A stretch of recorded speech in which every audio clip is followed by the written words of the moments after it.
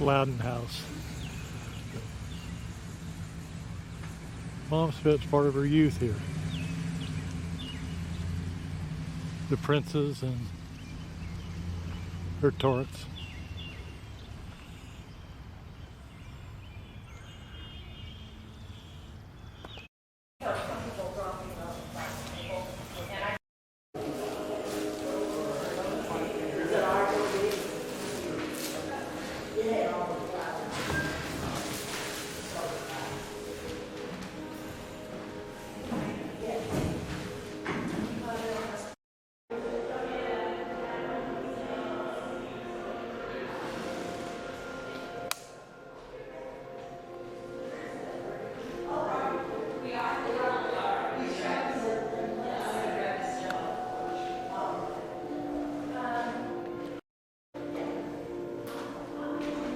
I do too. Yes, yes. So that the little, is that better? I'll let you make sure that all the little You're out as the good. go out there. Perfect. Thank you. All ready? Yeah. Does anybody have a safety pin? No. I can't. I'm going to make it.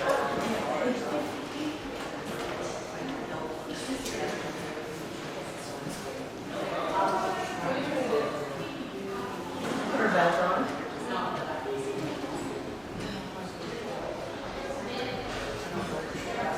She had the tiniest little waist.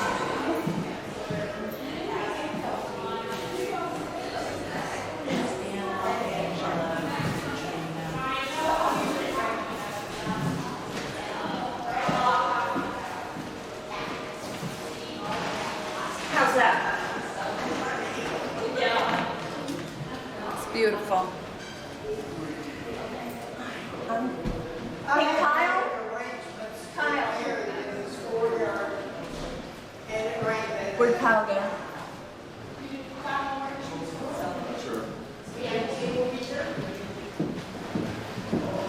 Is Kyle in there?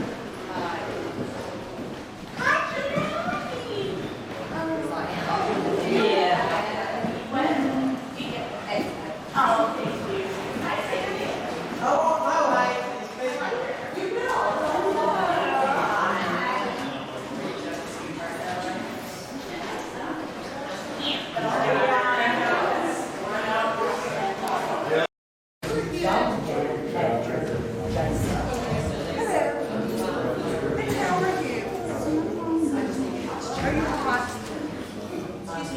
Oh, I'm so sorry.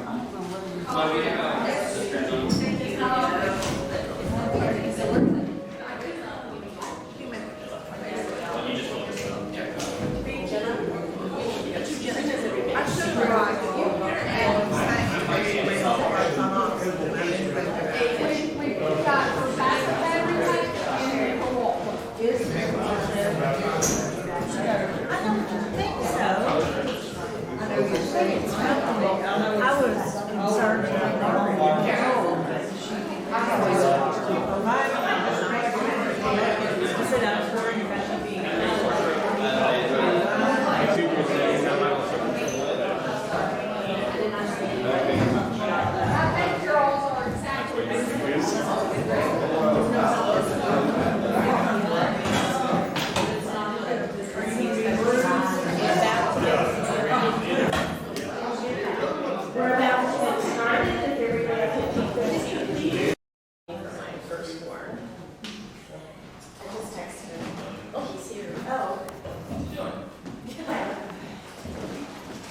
He's up at the front, so it might be a little distraction when he comes in. So.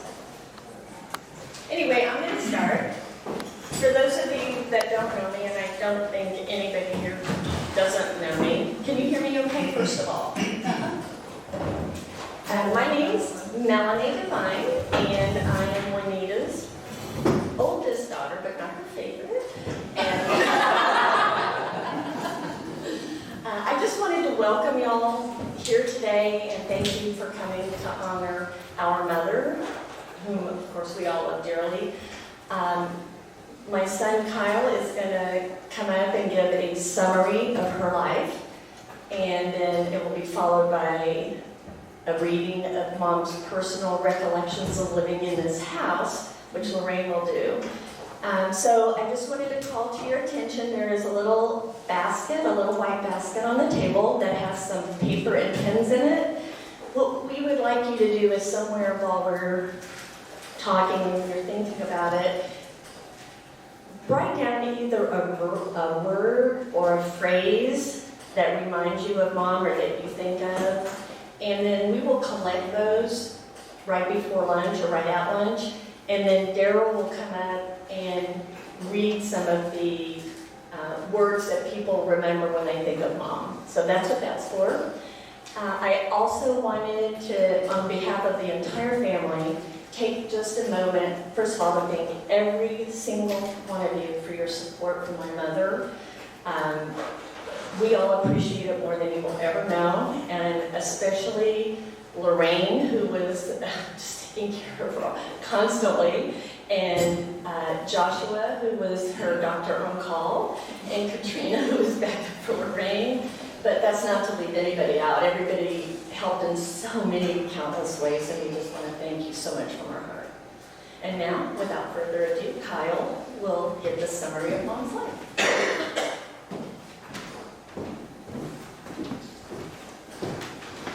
All right. How's the volume? Can you guys hear me okay? Okay, cool. All right, so I didn't start preparing this until last night.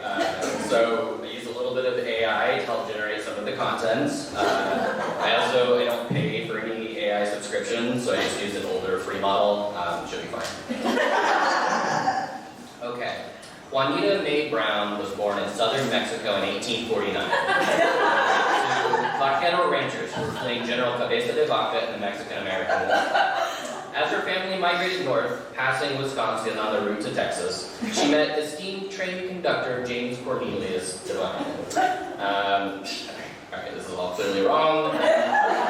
Granddad Jim wasn't a conductor until well after they met. I'm just going to go with some loose notes I was able to compile last night and also a few minutes ago in the bathroom. Okay, for real this time. Juanita Mae Brown was born to William Harvey and Grace White Brown on March 27, 1927, at their home in Lexington, which, for those who don't know, is a city in Kentucky. She popped out after her brother Harvey, followed by her siblings Anna, Glenn, Roy, and Lorraine. God bless her mother. A few tidbits on what life was like in 1927. The jazz age was in full swing. The Model T Ford was in its final year of production. Lost my spot. A postage stamp was 2 cents. The first talking film debuted, and the stock market was booming, an era of unprecedented prosperity that would surely never end. Grandma Anita, which I know is not how most of you think of her, but calling her anything else makes me very uncomfortable. Grandma Anita's early years were spent following her father's work as a telephone company foreman, staying in rented rooms and boarding houses across the state. A bit of foreshadowing. Perhaps this instilled in her the acquired taste of constantly uprooting. A bit of gross metaphorical overreach. Perhaps this is why planting actual roots became such an important part of her life. Eventually, her family settled in Lexington, where her father took a job with the city, and they moved into a private apartment in the Loudon House, here in 1934. This castle is where she enjoyed many happy memories and why we celebrate her life here today. Little known fact, it also conferred official Southern royalty status upon her and all of her descendants. Unfortunately, it's mostly ceremonial, though you do get a free meal at the Cracker Barrel if you say I'm with Nina. Growing up, Grandma fished, swam, danced, made lifelong friends, and generally flourished, except for the 2 times she almost died. Blood poisoning and carbon monoxide did their best, but she called them both a little shit and went on to live proof her strength time and time again in the many years to come. Many recall Grandma as a homemaker, a very noble profession, and she was among the best at it there ever was. But many don't know that she was also worked as a clerk, an inspector, a dental surgery assistant, a hospital volunteer, and a part-time weekend DJ. That last part was the AI again, I'm sorry. Anyway, it was as a hospital volunteer that she met one James Cornelius Devine. Some of you thought I made that Cornelius bit up to be funny, but that's his actual middle name. A strong one at that. If you still find it funny, I refer you to Cornelius Vanderbilt, among the richest badasses in American history. Jimmy Cornelius first laid eyes on Nita at Good Samaritan Hospital, where she was carrying a full bedpan. Something about that sensual image must have attracted Jimmy's attention. The practice flirt he was, he bantered, "Not working very hard, are you?" and somehow was kicked off a 74-year marriage. The two were wedded August 23rd, 1946 in Lexington. Procreation came easy, and in August of 1948, Darryl was born. Thus kicked off a sequence of events affecting everyone in this room. In 1950, Granddad Jimmy joined the Air Force, and Grandma became a military wife. Not to be confused with a militant wife. Some are, but she was not. She loved the role and embraced its many circumstances and responsibilities. In 1952, Granddad was assigned to San Antonio, Texas, and out popped Mike. In 1954, they moved to Charleston, South Carolina, where Melanie entered the picture, to my everlasting appreciation. In 1956, Granddad was assigned to Japan. Grandma loved the country, and they loved her back. How could they not? You could drop Grandma into an uncontacted tribe in the Amazon, and they would immediately embrace her as queen. In 1960, the family moved back to the United States in Kansas City, Missouri. In 1963, they hopped to St. Louis, where Granddad got his master's in atmospheric science. Their fourth child, Sherry, was born in nearby St. Charles in 1964, at which point one of Jimmy or Nita, and historical documents disagree as to which, said, "That'll do, pig." In 1968, the family moved to Fort Huachuca, Arizona, and finally, in 1971, they moved to El Paso, Texas, where nothing of note happened for 40 years. Of course, again, but most people here have fond and vivid memories of what transpired next, and we're all getting hungry, so forgive me as I skip a beat. So Grandma Nita lived an incredibly rich, long life, and there's no life long lived without its share of sadness and heartbreak. In 2014, her second-born, Mike, the beautiful incarnation of her soul, passed from ALS.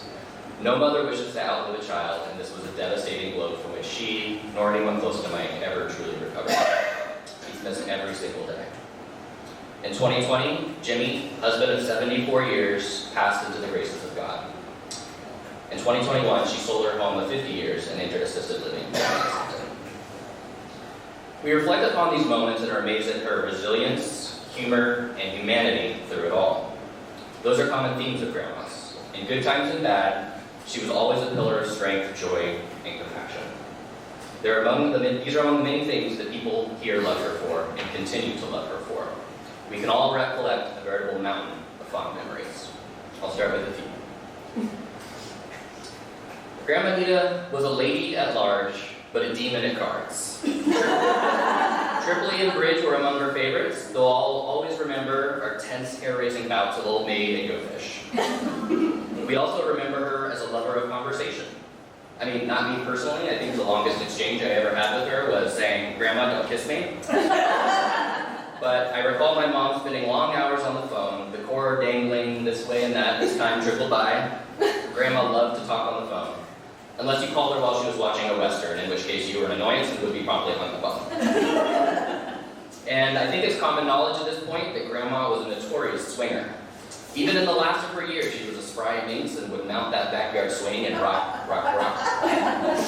And in that humble, but oh so memorable backyard, Grandma had many delights. She was a green thumb, spending hours of the day with her hands in the dirt, tending to her many flowers and vegetables. Legends have been whispered of her prodigious zucchinis, the full details of which I cannot share in polite society. Also high among her backyard pleasures were the birds. She fed them every morning without fail, her favorite being the hummingbirds. Sorry, second favorite. Her favorite bird was the little brown bird. Her greatest accomplice, stopping thieves, liars, and co-conspirators dead in their tracks. The little brown bird knew all. I like to think it followed her into beyond, instilling honesty and fear into impure spirits. Grandma could not easily be placed into any one box. As mentioned, she was a woman of decorum, but also of impish indulgences. She would gnaw on steak bones like a coked up wolf, in private and in public. Her most used word after the, and that was shit.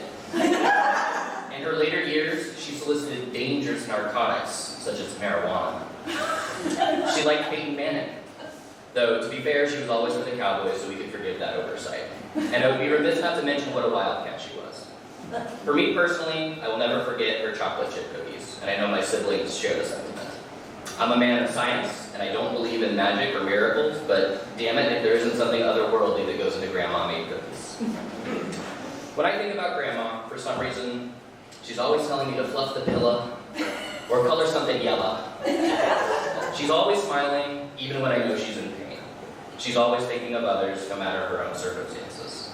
And while I know faith was important to her, she was never one to preach it. She lived by example, through endless kindness, selflessness, and generosity. What an example. I know everyone here has, either in small or large part, attempted to live by it. May that wonderful example be her legacy. Through it, her life endures in ourselves and in the many, many generations to come. God bless Juanita Devine as she blessed us all.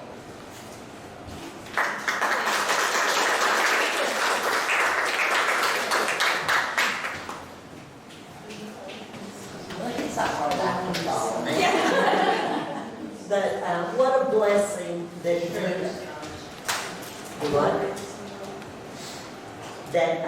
that Nita had recorded some of her early memories. And I actually had the privilege of reading the whole thing to her hours before she passed away. And so she would kind of doze off and I would pause and she'd go, oh no, go on. And so I read the whole thing and she just could reminisce. And so I'm gonna read just the part where she lived here in the castle. And I'll be reading it in the first person, just like she wrote it, so it would sound like her. And I hope you can kind of visualize in here as I'm reading this, just what we're talking about. Like, well, I'll point it out. Okay, so here we go. When Mother, Daddy, Harvey, and I moved to the Loudon House, this house was called the Castle. I had many, many happy memories while our family lived here. While living in the castle, our family had a huge back room. It was so big that a lot of times we used it as a family gathering place, especially in the winter. The oversized kitchen was our most popular room with a big round oak table and chairs right at a big window overlooking the park. One day, we were eating at this table during a bad thunderstorm when lightning struck a nearby tree. When the bolt hit the tree, it was with such force that it knocked Harvey all the way off of his chair into the floor. We were all so stunned. Harvey was okay, but that was a tremendous joke. Let me see Harvey's kids. I'm trying to see. So, there was a living room also, besides one large bedroom and a long hallway. In the living room was the sofa, and the usual living room furniture, and also a walnut bedroom suite. Since this room was so large, there was plenty of room for one side to be used as a living room and the other side as a bedroom. The one clothes closet was in this room, and also a beautiful fireplace. The sofa faced the fireplace, and we sometimes popped corn in a long-handled popper using the fire and the grate for delicious popcorn. The bedroom suite was used only by guests or on special occasions. The whole family of four occupied and slept in the one bedroom. Mother and Daddy in a double bed, Harvey on a cot, and me on a twin-size bed. The bedroom had a bay window, and you can see that. We were standing out there looking, you can see where that bay window was she's talking about.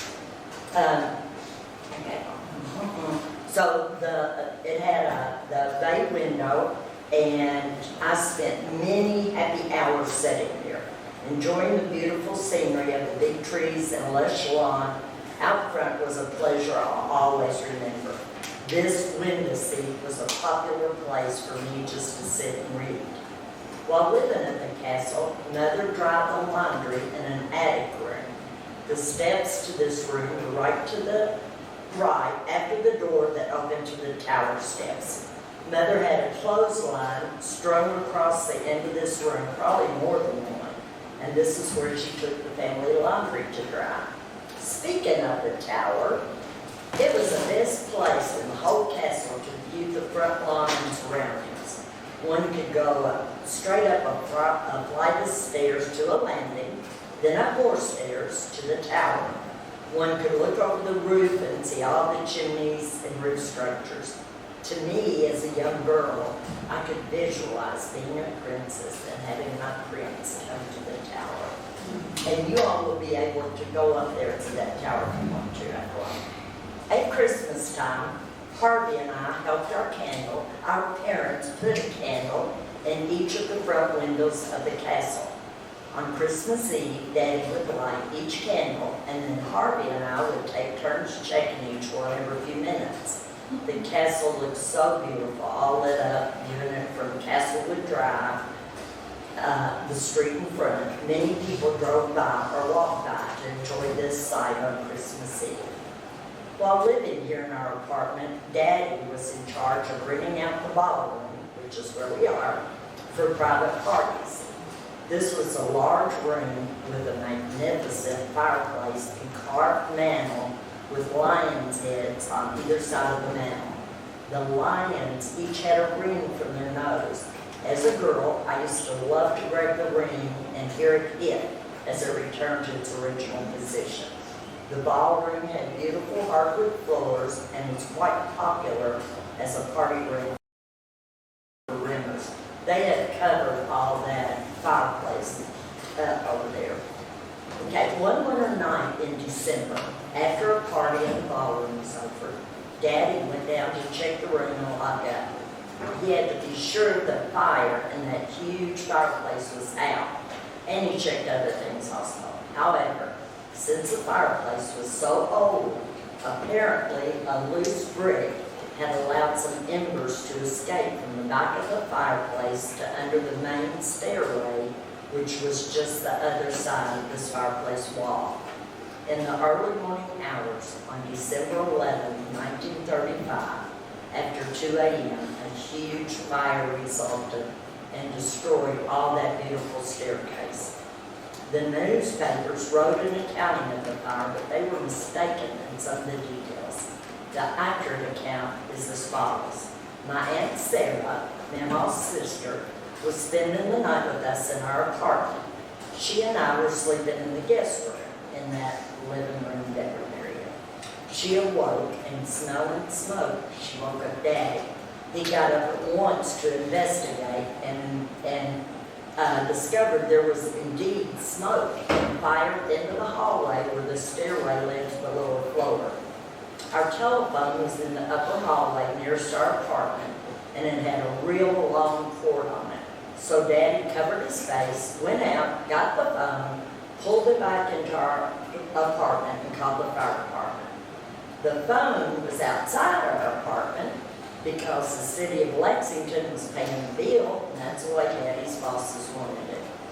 With the long cord, we were able to bring the phone in and use it anytime we wanted. Back to the fire. Daddy had seen the flames and knew it was serious. I smelled the smoke and burning wood, and I could just imagine her peeping out. She said that Daddy slammed the door before I could look. After calling the fire department, he stuffed towels around the door bottom leading to the hall to keep the smoke out of our rooms.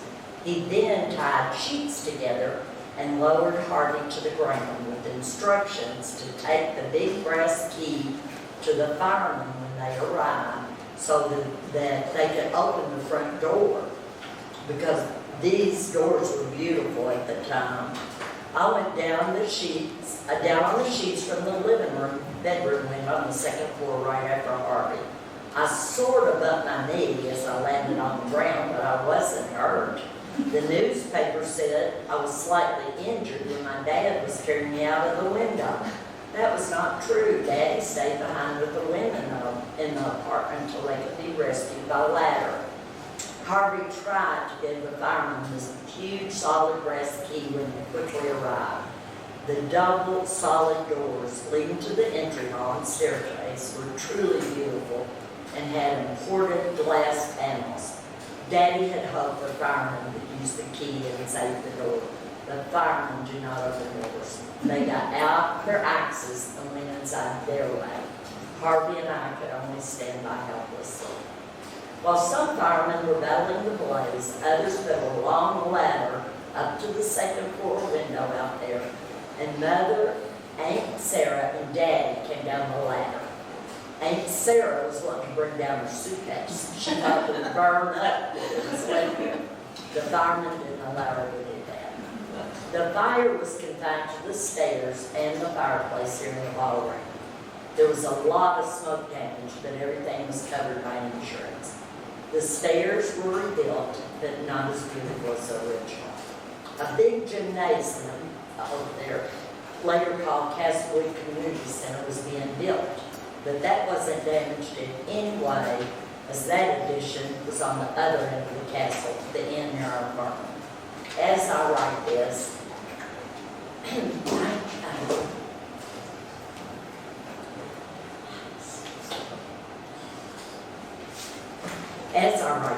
I can recall so many happy times while living at Castlewood Park. I love the summer recreation programs. My favorite director was Miss Mary King Montgomery. Much later, after I was an adult, I went to work for the man that Miss Montgomery married. I was a receptionist and dental assistant to Dr. J. Charles Collins of periodontist. I learned how to ride a two-wheel bike at Castlewood. A boy who said he wanted to be my boyfriend allowed me to use his big bicycle. Imagine at that age. Anyway, he had a bike and he taught me to ride. One day, he steadied me on the bike and he gently turned me loose at the top of a long hill. I didn't fall. What a thrill. When I go back there now, that hill doesn't seem nearly as long or nearly as steep as it did that day. I don't even remember his name, but I do remember that was the first time I heard about boyfriends and girlfriends. Every year, the stage at the gym of Castlewood was the site of the annual dance reviews. The year I was involved, I tap danced in a number to Stars and Stripes Forever. I think there were 6 or 8 of us in the production.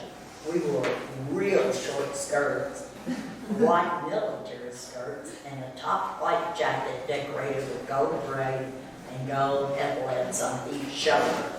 A tall white hat with gold braid trimming completed the costume. Miss Montgomery had taught us to tap dance, and the review featured dancers of different ages. We dancers also performed during summer at various city parks. We had to move from our Castlewood apartment in 1936 as the new mayor of Lexington, or someone of influence in city government, wanted to move his parents in. So there's a picture of Nita in that costume out there, and right next to it is a little picture of Mother and Daddy and Harvey and Nita when she was real young. So, and I get emotional, but Nita was such a blessing.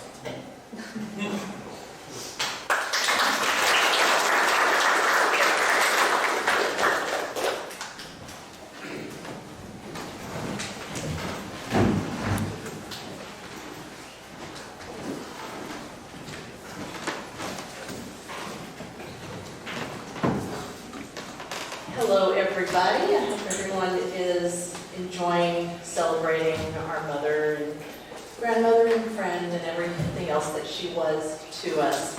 So Josh is handing out cookies. This is my mother's cookie recipe, and I just thought it was appropriate to have those here today so that you all, if you had never tasted her cookies, like Kyle said, there was something special about Grandma actually making them, but these are fairly close, so I hope that you enjoy those.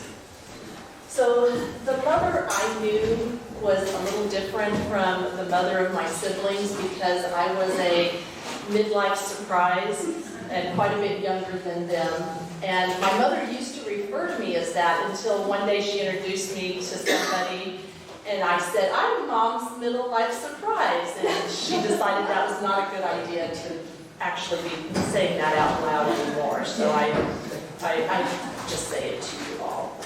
So, but even though she was a little bit older, a little bit of a different mother, she still had the same humor and strength and determination and love as she had all those years before when my siblings were very small.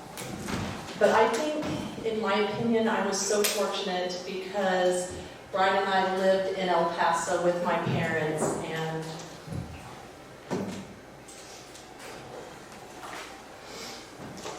our son grew up with her as a constant presence in his life. And that was such a blessing, and it was a gift. Okay, so now back to the more humorous stories. And you're going to hear some repeats as to what Kyle said, as some of us have the same memories. So from the time I was little, I knew about the all-knowing little brown bird, and I was, as Kyle was, quite terrified of the creature. I had no fear of Santa's elves turning me in, but that little brown bird was something else. And I think I might have been an adult before I realized the brown bird was my mother as a brown. But, my parents both loved crossword and jigsaw puzzles, and both Josh and I share that love as well. So a hobby and a love passed down through the generations. As Kyle said, my mother taught me her favorite word, shit. It was unintentional, but I learned it from her nonetheless, and I use it often to this day to honor her. Whenever she didn't like something, but didn't want to outright hurt your feelings, she would simply say, "That's so unusual." And I always got the message, but I usually didn't agree with her assessment, and I just rolled my eyes at that. Two stories I'd like to share that were very special to me. One deals with Christmas. My parents always loved Christmas. It was a production in our house. Lots of decorating, lots of baked goods. But I had what was called puppy paper. When I was very young, my dad had a tag that he used. It was a little Benji type dog head with a Santa hat. And we reused that year after year. It was always on, whatever like the gift was that they were most excited for you to get. It got that puppy tag. And just as a side note, we reused a lot of things at Christmas. And I guess I got this from my mother's thriftiness, but nobody ever gets a new bow on a Christmas gift from me, ever. One year, I don't know how it happened, my mother actually got a new bow. And she was so excited and made such a huge production about it. "Oh, look, I got a new bow. It's not attached with Scotch tape. It's a new one." It embarrassed me to pieces, but did not stop me from never giving her another new bow again. Anyway, back to the puppy paper. So this special puppy tag, reused, went missing one year. And I was very sad.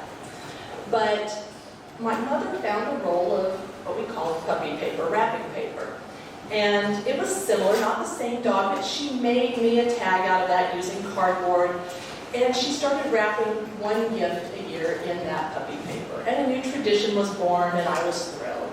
And it got to the point well after, just within the last maybe 10 years or so, that she got down to the last piece of that paper.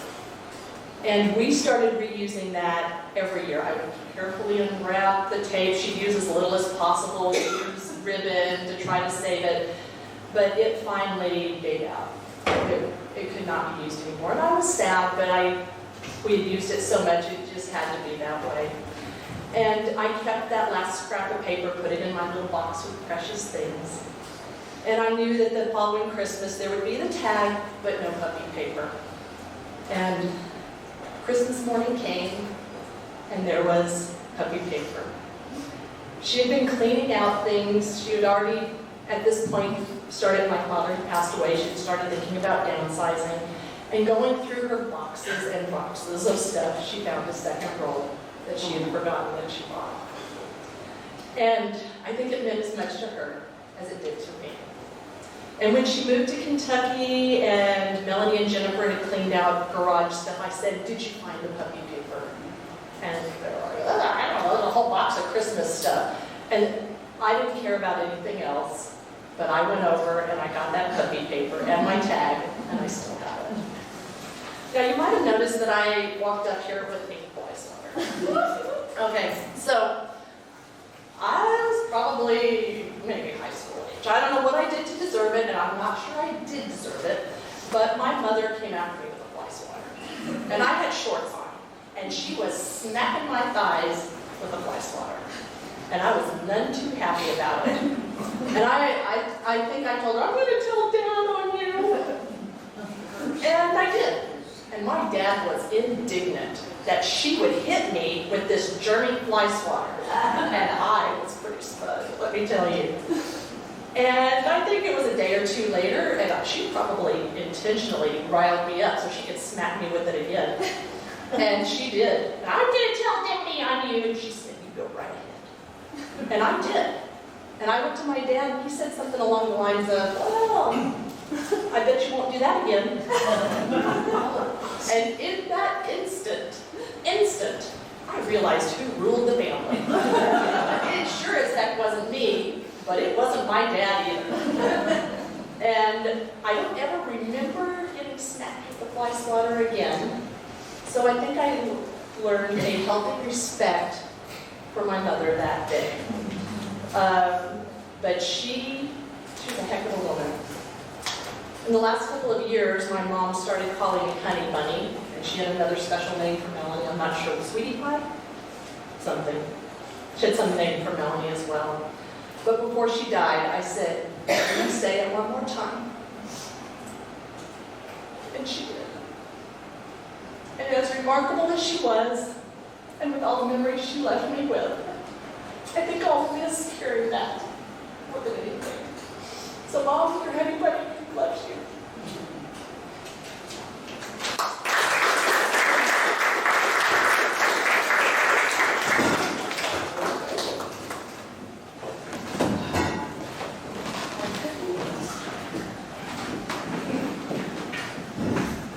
Hi, everybody. Does that matter? I'm Jennifer Devine. I'm Mike's wife. I know most all of you, and I'm so glad you're here. How do I possibly put into words how much I loved and admired someone who had such a major impact on me for 50 full years? Nita was, of course, my mother-in-law, but she was so much more, but most importantly, my friend. She and I had such an awesome relationship. We could talk about anything and everything, and we did. She mostly talked, I mostly listened, but she liked to give me words of advice, and when I was a young married woman, I didn't particularly care to hear her advice, because I already knew everything, you know. But she would say, just listen to me, and let it go in one ear and out the other, and if something sticks, then you hang on to that. And boy, did a lot stick over the years. We shared many, many things. One of them was recipes. She was a marvelous cook. And boy, she could cook beautiful meals and desserts, and banana pudding was so delicious, and all her things. But Mike loved her chocolate pie. And so I asked her for the recipe for the chocolate pie. And she wrote it down and mailed it to me, because we didn't have email and stuff like that. So I made the pie, I cooked the crust, I made the pie, I poured the filling in it and put it in the fridge and waited for it to sit. And so Mike and I waited 3 days for that pie to sit up. And it never did. It was just like chocolate milk in there. So we drank that, and I called her and I said, Nita, my pie never set up. And she goes, well, how long did you cook it? I said, cook it? There's no cooking. You didn't say to cook it. And she goes, oh, honey, I thought everybody needed cooked filling. And I said, no. So that was a family joke for years and years. And every time I made the pie, I'm like, I gotta cook the pie until it's the filling anyway. And it was delicious. She and Jimmy both were so generous to Mike and I. Like when we were first married, we had virtually no income. I was, finishing college and blah, blah. They would come over from El Paso and go to the commissary in Davis-Monthan, fill their trunk and car with groceries and bring it to us. And we were like, oh my gosh, heaven. We could eat for like weeks at a time, and they loved doing that. And they were generous our whole life. Every time they got some annuity check, we all got a portion. Every time they got some gift they weren't expecting, they shared it with us. When Mike was sick, we couldn't have done it without him. They remodeled our bathroom, they bought us a van, they just unbelievable. And never wanted a penny back, never, they just gave and gave and gave. Tripoli is still going on in our family tradition. We played at her house, and it wasn't just Tripoli the game, which was very fun, but her table was laden with snacks and foods of all kinds, and we played till all hours of the morning. And now our family does that on Christmas Eve, and that's just a game that'll be passed on for generations. I was not a Christian woman when I got married. My family didn't go to church. Mike took me to church for the very first time when we were dating. And so to be around a Christian family, to be around Nita, she never preached to me, but she lived her life that I wanted to be like her. And that's a real gift that I'll always cherish. She always saw the good in people. I'd fuss about somebody, and she like Mike, always saw the good in people. And that's also really a great memory and something I strive to be better at. I have the pleasure and the honor of having her porch swing on my back patio now. So all the pictures you see in the porch swing are on my, well, it swings on my patio, and they're making new memories and new memories. And I see it every single day, obviously, and I sit in it and reflect and think. And she would read a Bible passage or an inspirational book on her swing, and I do the same thing. Finally, she told Mike and I for years and years, go, do, live your life, see things. Just do what you can do, because you just never know.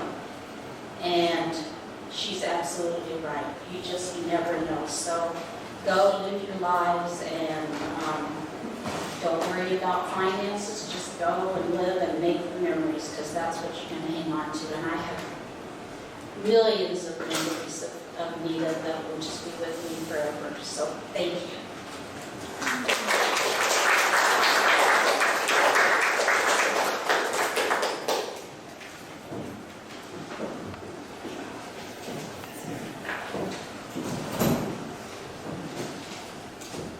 Before I begin, Sherry mentioned that Mom had pet names for us, and she looked at me.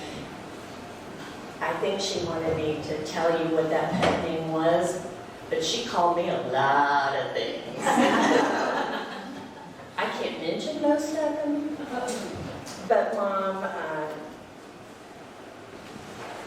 Mom had pet names for us all, and we earned them all. And when she called us what she called us, it's because we deserved it.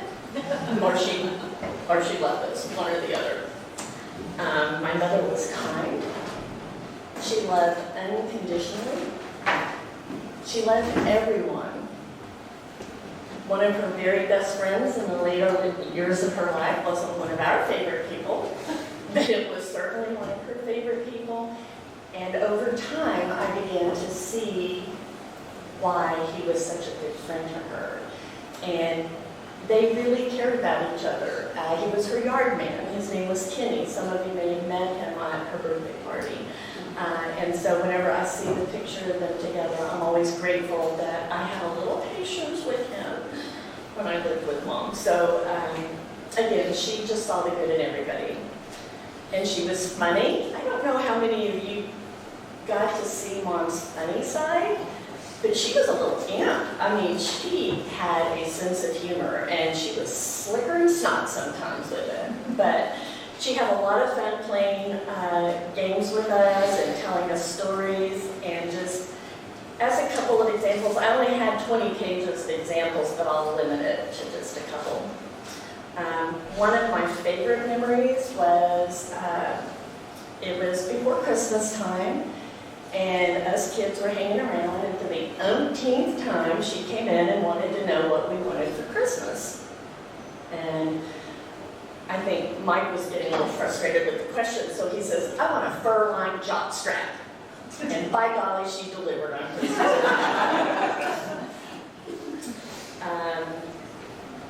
Daryl one time asked for a new car. And again, Mrs. Claus delivered. And I want to say that that was the first year that that model came out, and it must be worth a lot of money. It was, sorry? Oh, well, anyway, it was, I say it was a candy apple red, but it was actually royal blue. Again, it was Hot Wheels. And it was the first year they came out, and so she delivered. You throw it out there, she's going to make sure you get it. Might not be what you had in mind, but you're going to get it.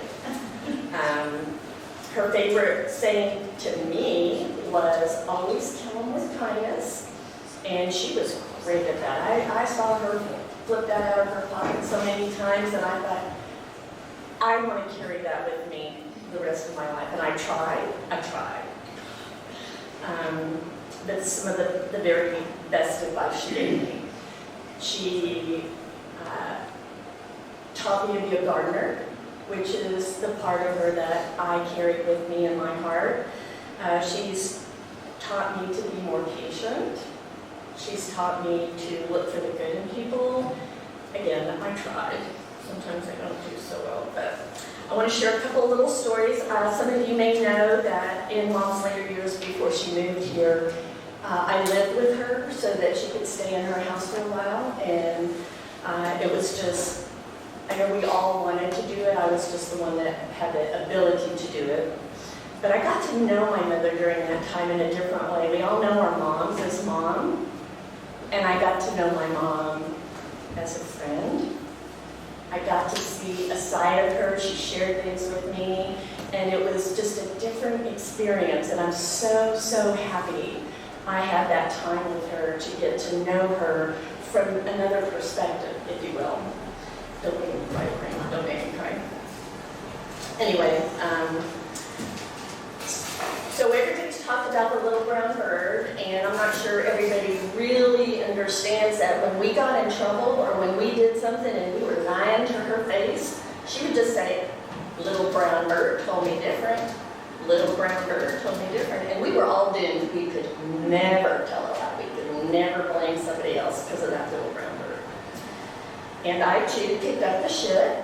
Rat shit, bat shit, cat shit, dog shit, snake shit. I learned every variation because that was the only safe word in our house, shit. So I made it happen in many different ways. I've saved these for last because they're some of my favorites. Mom's story. Is it okay to tell it? Oh, yeah. So, Lorraine and Mom and I were in her pain clinic doctor's office, and it was the waiting room, and it was absolutely jam-packed. And Mom was talking to Lorraine over in the corner, and you know, Mom doesn't hear very well, so she was talking kind of loud, and she wanted to know if Lorraine's son Mike had moved into the house he was moving into yet. And Lorraine says, well, he's in the process, and you know, he's getting ready to move, and she says it'll be really good for him because, you know, he can have his friends over and he can smoke in his house. And Mom said, smoke? Does he smoke that marijuana? And every single person in that waiting room absolutely cracked up. I mean, and there were guys that must have been 90 years old going, right on. And there's another marijuana story I have to tell because my mother was adamantly opposed to drugs. So this was all very new in her later years. She had heard that it helped with pain. This is where the illness came from. But we had many funny stories at emergency rooms. One time she was admitted and the doctor says, Juanita, do you have any idea what could have caused this? And she says, oh, I guess I just drank too much last night. My mother never touched a drop of alcohol in her life, and I'm standing there, doctors looking at me like, whoa. But my favorite, we're in William Beaumont Army Medical Center, military hospital. She was in a lot of pain. The emergency room was full. The doctor came in and he said, "Mrs. Devine, what can I do for you?" And doggone it if she didn't say, "Can you get me some marijuana?" And the place got dead silent for like 3 seconds, and then all you heard was hysterical laughter. And the doctor loved her, and he patted his hand. He said, "Sweetheart, if I could do that, we'd be on the corner right now having a really good time." As Kyle said, she was a swinger, meaning porch swing. And I can't see a porch swing without thinking of her. She bought one for my house, and it's one of my very, very, very favorite things. I miss my mother dearly. I love her. I always will, but I feel like she's with me every day. I talk to her constantly. And in closing, I want to read something that Jennifer, Mike's wife, sent to me. It was my first Mother's Day this past May 12th. And she sent it, and I said, "Those words are perfect, so I want to share them with you. Your mother is always with you. She's the whisper of the leaves as you walk down the street.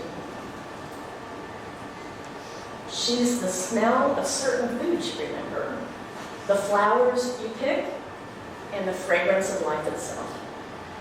She's the cool hand on your brow when you're not feeling well. She's your breath in the air on a cold winter's day.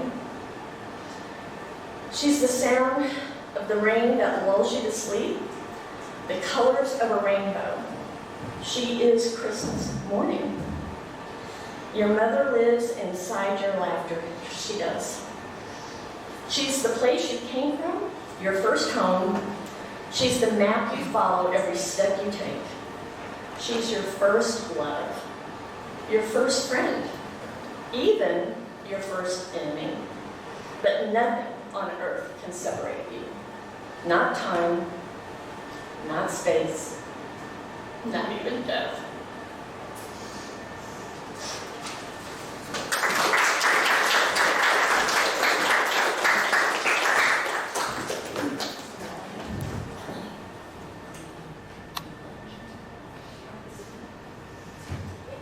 Okay, so what we're going to do now is, in this room here, we've got boxed lunches from Jason's Deli.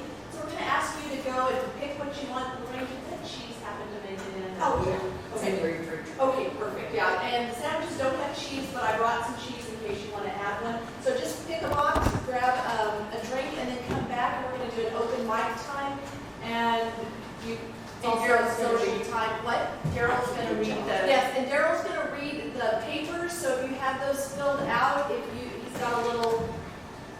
We'll come by and collect. Yeah, we're going to collect them, so if you haven't done a word or a phrase, or even a memory, if you have a memory, whatever you want to write would be awesome. Okay, so you can come on and get your food, and maybe it'd be easier for you to get something. That was one thing.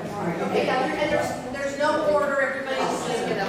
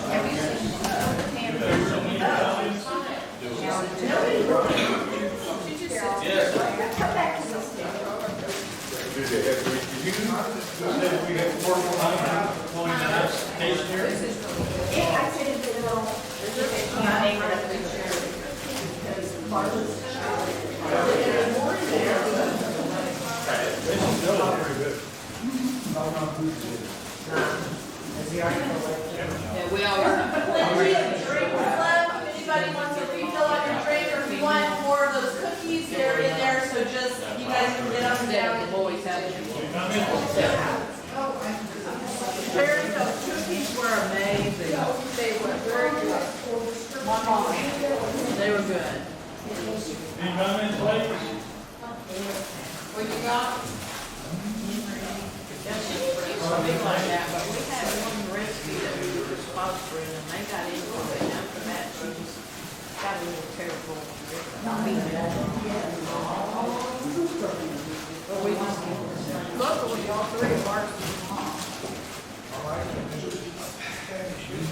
Anything else?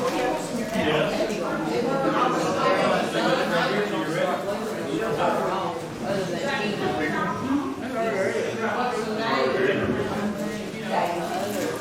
very largely on what that is.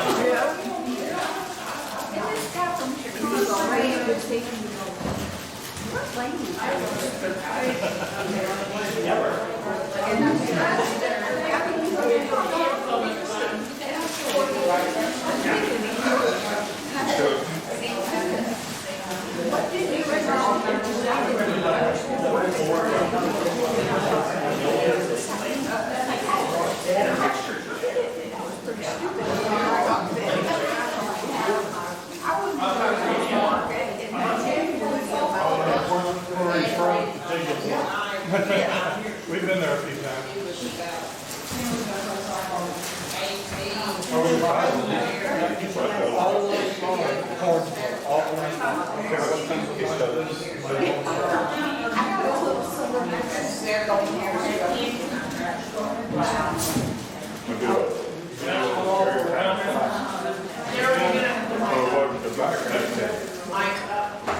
Hello.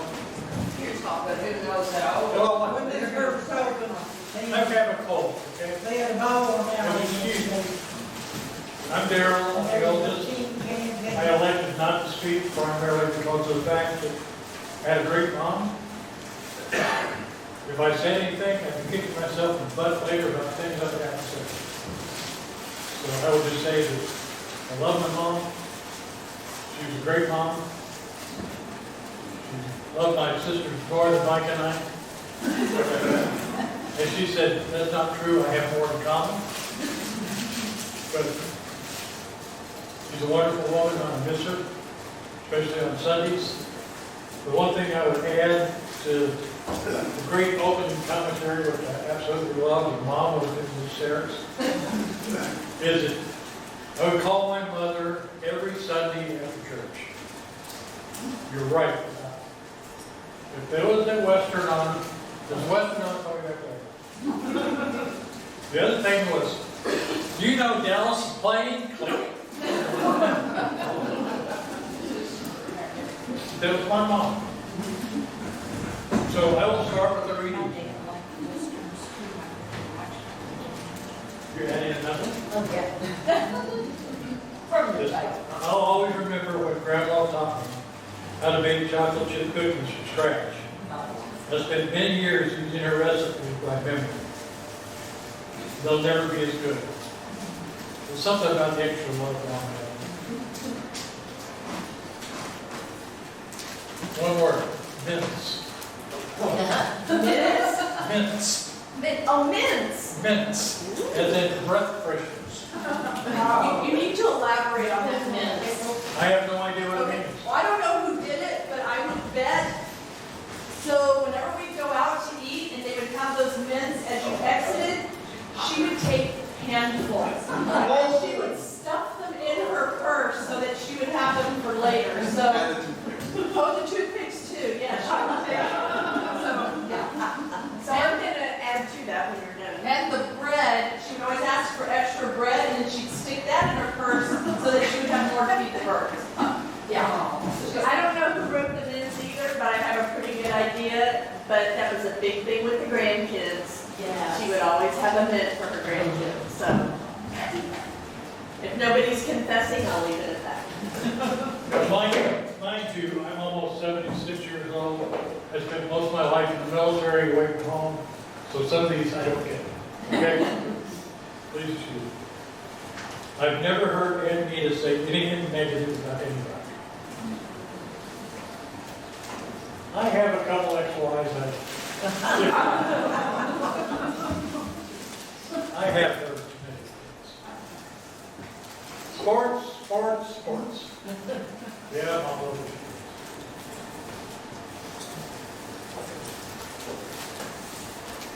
Killing gnats.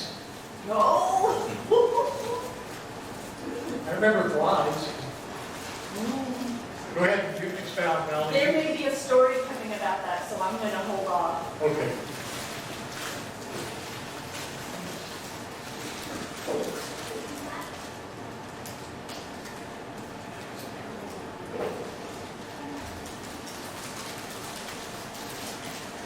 Okay, this is about Josh. About what? Josh. Guy back there with the eyebrows going, oh Lord, what's the kid raising? We love Josh as much. Can't pick out the word. He was proud of him being a doctor. He came out and cut her nails. He was a good grandson. Yes, he was. Yes, he was. Mom appreciated him. She'd always sit there. If I had something going wrong, she'd go, "You call Josh?" "No, mother, I had time."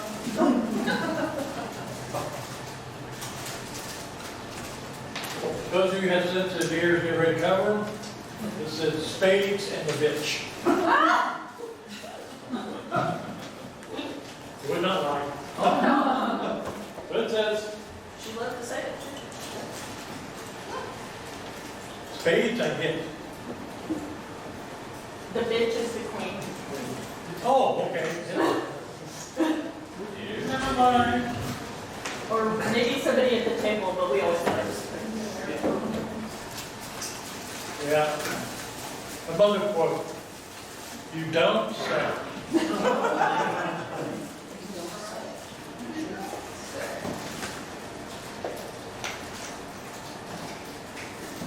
Jason Witten. Favorite Cowboys player? Oh, okay. Now does the football? That's the football. She got an autographed football. Swing. Mom loves her swing. Always thinking of others. It's probably truer than what you think. But yes, mother was that type person.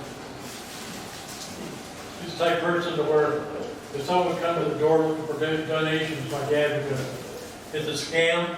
My mother would go, "That's on them."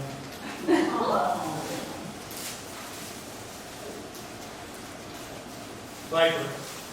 Yes, mother was vibrant. Bouncy, vibrant. Even in her worst days, in her final days when we were there, and Mom was baby, you can ask everybody who's there. Okay. Maureen alluded to it. She'd be drifting, and all once she'd pop up like she'd, and sparks in her bed. You know, she'd just all in. Gracious. Yes, my mother was gracious. Twinkling eyes. Yes, my mother had twinkling eyes. Except for when she had something to say to you.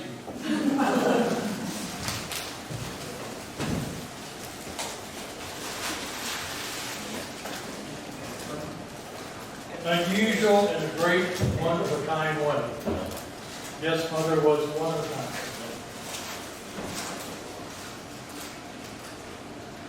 This says, good job, Lorraine. Thank you.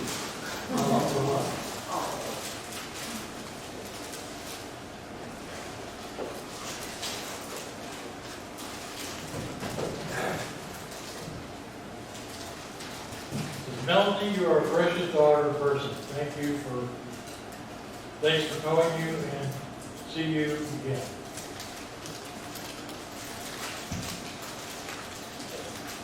I've been reading some of these.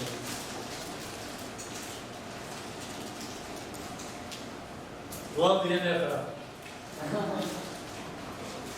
Understatement, yes. It wasn't always a Cowboys, but the other was the Jets, the Giants. What are others? Peyton Manning was. Oh, yeah, Peyton Manning. Absolutely vicious and triple. Our game.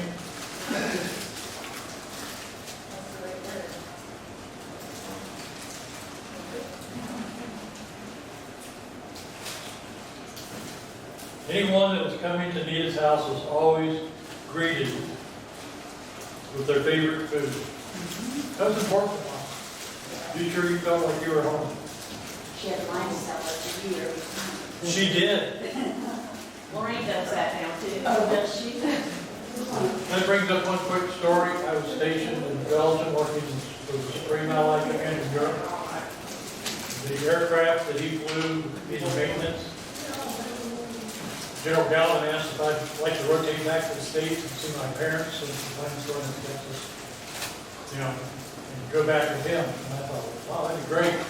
So I called Mom as we were getting ready to take off from Belgium and told her, hey, I'm getting ready to come to Texas, but drop off a plane, you know, General Galvin's got me a rental car. Tell me to come visit you and come swinging back.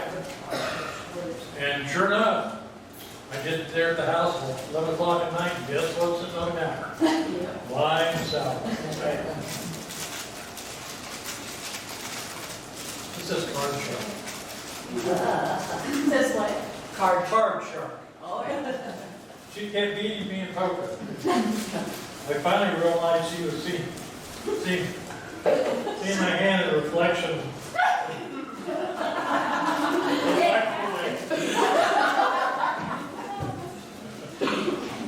Oh, well. She thought it was hysterical. I could see my brother's over.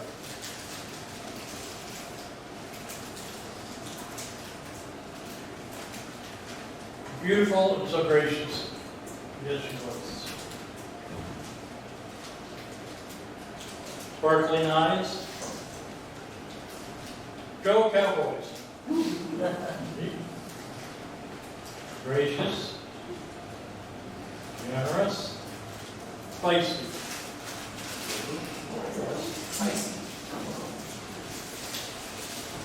Since I wrote this, I'll take it for last.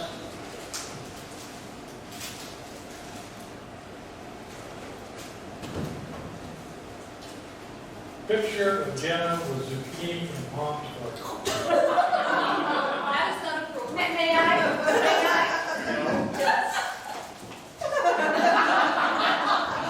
Oh, for those behind me. And you're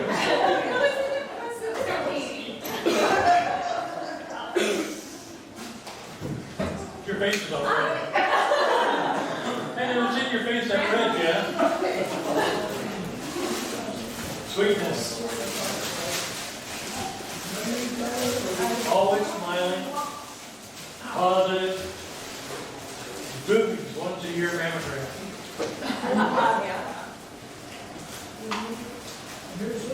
Beautiful inside and out. My dad Harvey adored her as well as the rest of us. Everybody knew my mom loved her. One more than the one I wrote. Acceptance and love. That was my mother. Now I'd like to share something that, like I said, I've been through a few marriages in my life. But my mom had a comment for me which scared the crap out of me. Once I realized it was probably true of what I thought. My mother said, I like Norma. You realize you married a mini me, don't you? And I did. And I'm blessed. Thank you.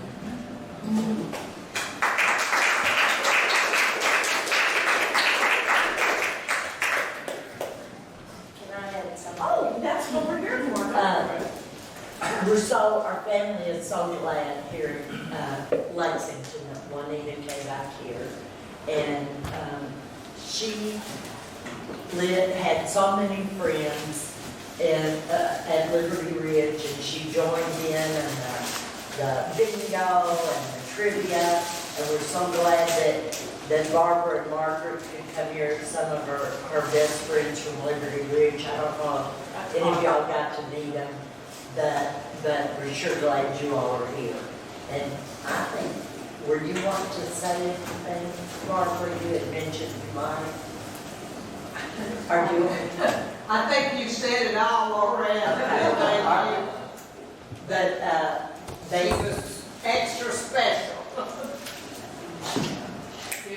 y'all were a blessing to her. We were She glad loved to you all. know you and her. Thank you.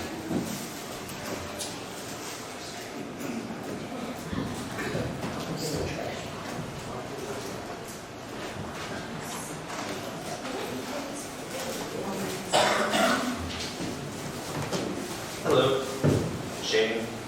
You I have a grandson.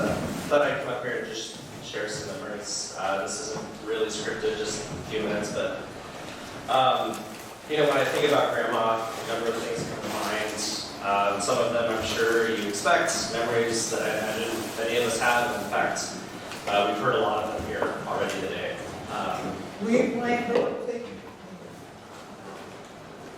Grandma taught me virtually every card game I know, from Go Fish and Old Maid, through Tripoli and the Bridge. Remember the chocolate chip cookies, joy of licking the dough off the spoon and utensils. Of course, she was incredibly kind and patient. We shared the unfortunate burden of being Dallas Cowboys fans. But some of the things I thought to share here today are perhaps not incredibly significant, but still represent what comes to mind when I think of her.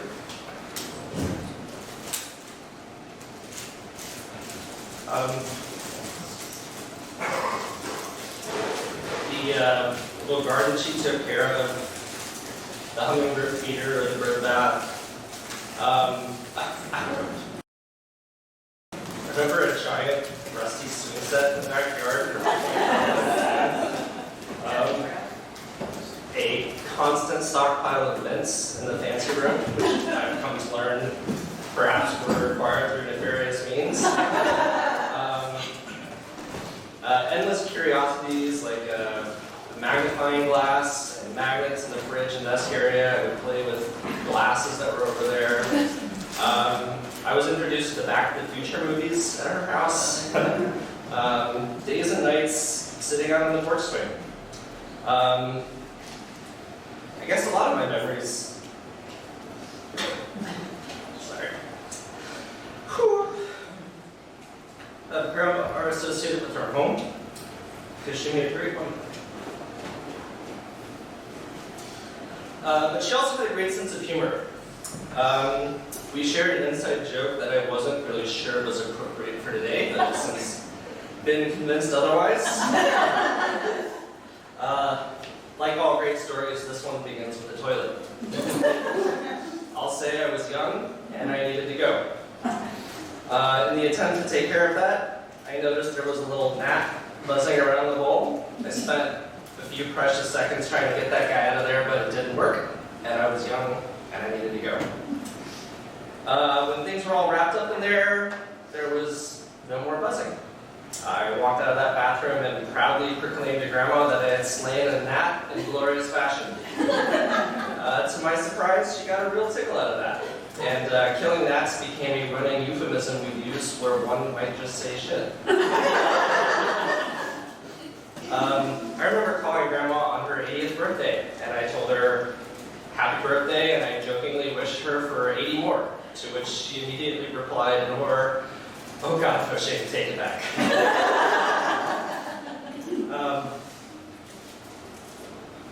But yeah, I just wanted to say, you know, she was an amazing woman who lived a full life, raised a wonderful family, and was loved by many.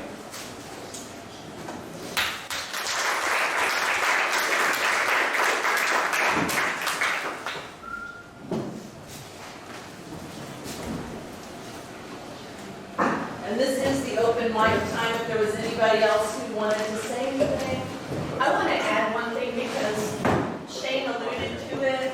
One of my mother's favorite stories was about this one.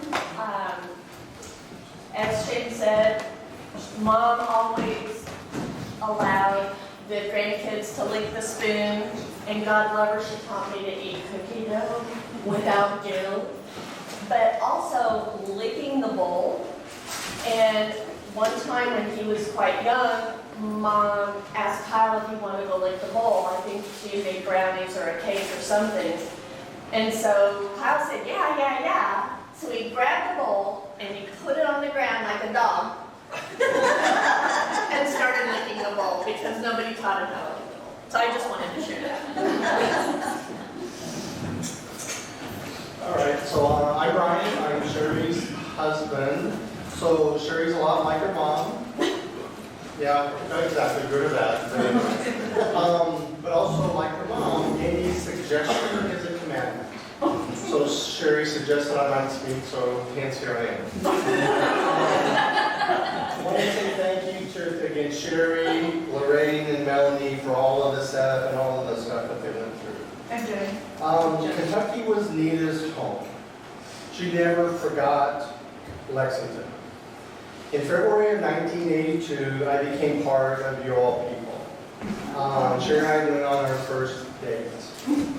Fast forward to March of 2021, Josh's match day, when he found out that he and Alyssa were coming to Lexington. And as I recall, Josh made kind of a slight comment about Nita moving back to Lexington. That was a spark that I took to encourage her to come back. There were several times I had some real good, deep conversations with her. And I would always saddle up next to her, say, give me your hand, give me your hand. And I would sit like this, and the first time, obviously she was shocked, like, okay, what's going to go on? And so we would talk, and then every now and then I would go do that again, and she's like, oh dear, now what are we going to talk about? But at that time, Jimmy had already passed away, and I was encouraging her. Other than Sherry and I, there's really no reason for her to be home passive. I kept telling her, while you're still viable and you can have conversations, you need to go back and reconnect with all of your family here. Logic clearly dictates that the needs of the many outweigh the needs of the few.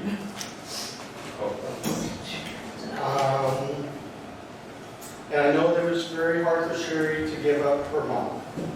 November 1st, 2021, she flies into Louisville, and I go get her and bring her back to Lexington. I'm so glad that she came back. In my 42 years, I could see how strong and how active she was. I admired her activity, her rehabilitation. Every time that she had her knee or hip replaced, she was on the go. She did the therapy. She wanted to get better, to keep going, keep moving. She had so much volunteerism in her.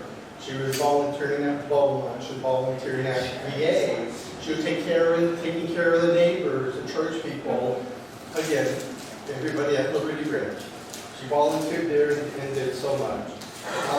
Chocolate chip cookies. Again, when I first came to Sherry's house, Sherry obviously at that time was really involved in the youth group, and the youth group was always coming to Jim and Nita's house. And Sherry or her mom was always putting together a batch of cookies. So all of the youth always had fresh cookies. Sherry, again, as you shared with her today, she still cooks cookies to this day for all of the hockey boys. They so look forward to it. She makes them for trips, she makes them for events, and so much. So that will always, well, she never makes them when they're not around. I guess I'm glad to do, I guess. Travel, again, like somebody mentioned, Nita was encouraging us to travel. So Sherry, we're going to go to the North Pole. We're going to take a trip. I know you like it being cold, so we'll go do it in the summertime. All right, so just know that that's coming up.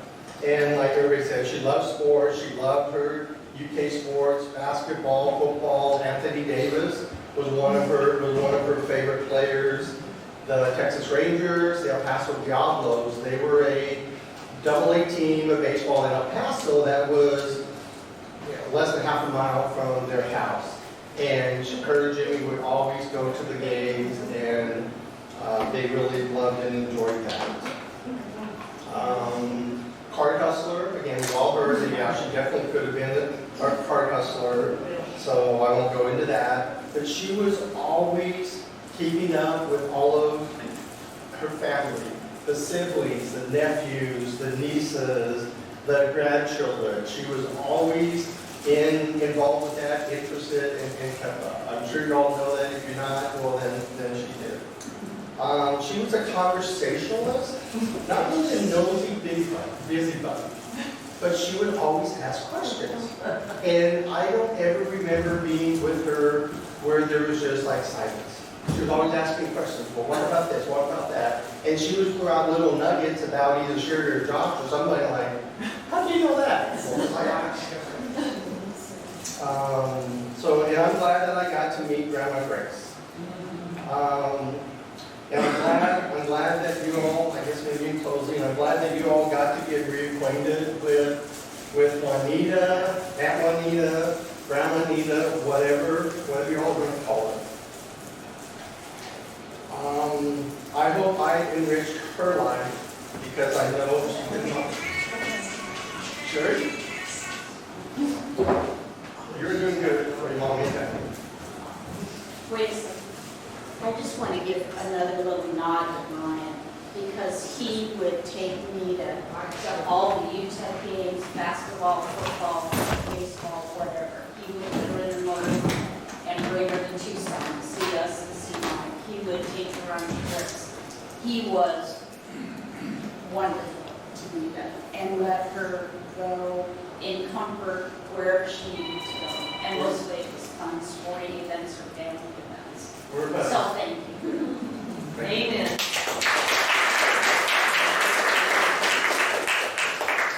I've got a story. All right. Kevin and Roy. Watch out. This story is about me, but I don't remember any of it for some reason. I was told about it many years later. I was born on November the 7th, 1947. Mother took me to Thanksgiving dinner in Nita's house.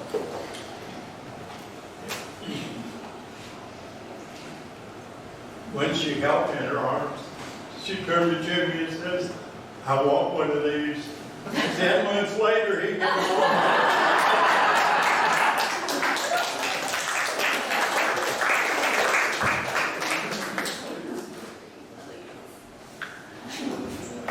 You can do it. If I can. Let me do the mic for you. I'll talk about it. Okay. Whenever my Wait, dad. can we get you a mic so they can hear over there? Sure. Stand up. Where's the projector? Oh, maybe it will work. Okay. But you can see that. Is that good? I'm not sure it's working. Why? but you can see It's for you. Okay, I got thumbs up. Okay. Whenever my dad, that was Aunt Juanita's oldest brother, went away, he had joined the Marines, and and he went over to Iwo Jima. Aunt Juanita had given him a 4-leaf clover to carry with him to help keep him safe. That sounds like Aunt Juanita, right? Well, I stayed in the family and made a full circle because when Larry's and my son went to Iraq, he carried that same 4-leaf clover that my dad had carried, and he kept my dad safe. And he took it to Iraq, and it kept him safe. So it made a full circle, and so Jeremy, our oldest son, is the keeper of the 4-leaf clover. Thank you for sharing. Oh, and I have one request. If you can put Sherry on the family line, the chocolate chip cookies recipe, it is amazing. It's the Toll House recipe with just a couple of little tweaks that she made, so I Okay. will do that. Thank you.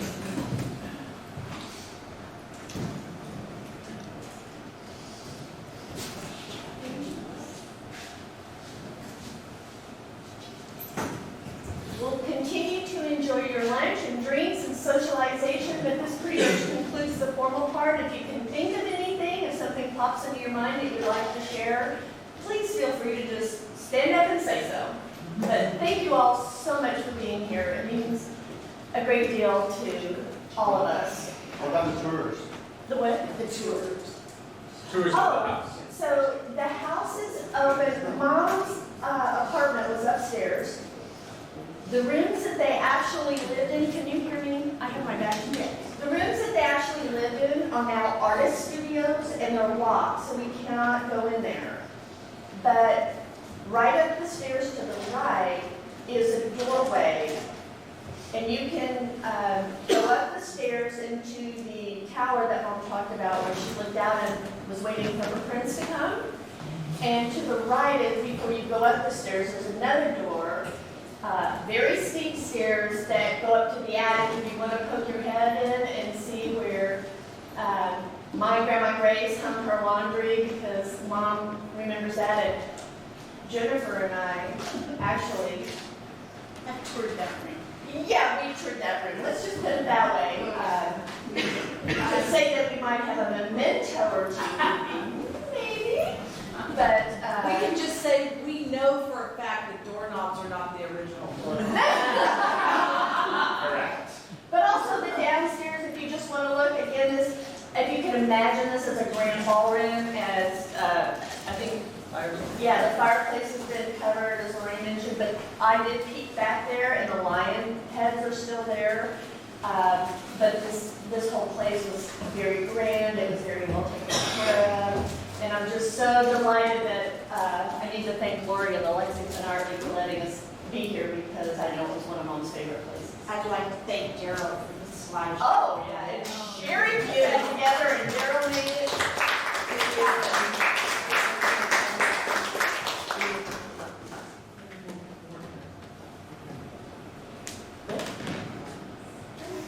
Melanie, Lori, is that the name?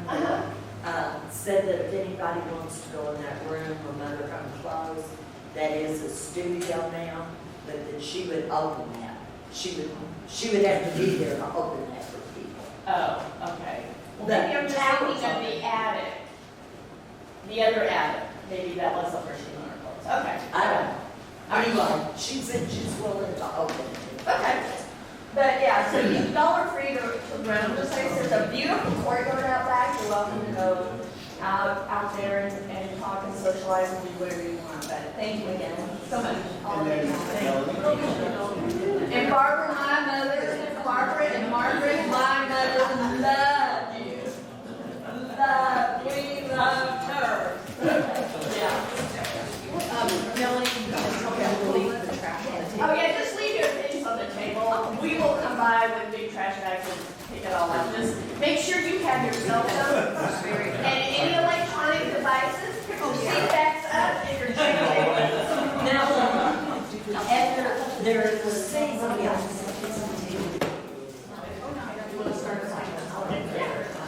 Also, if there's someone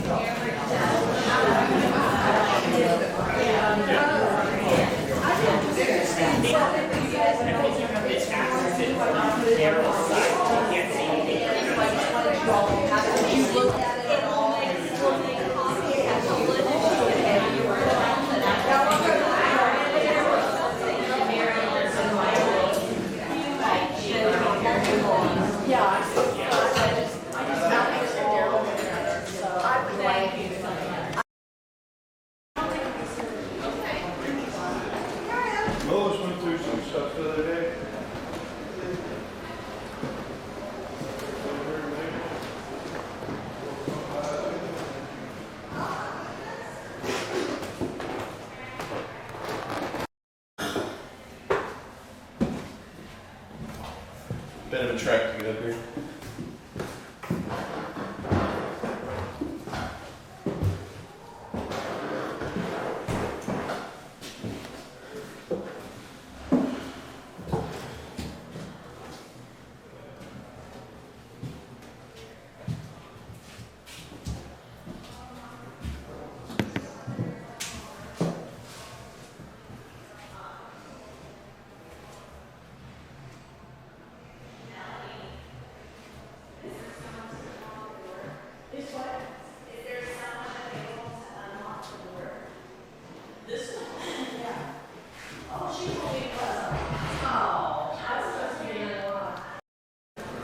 You're down the stairs.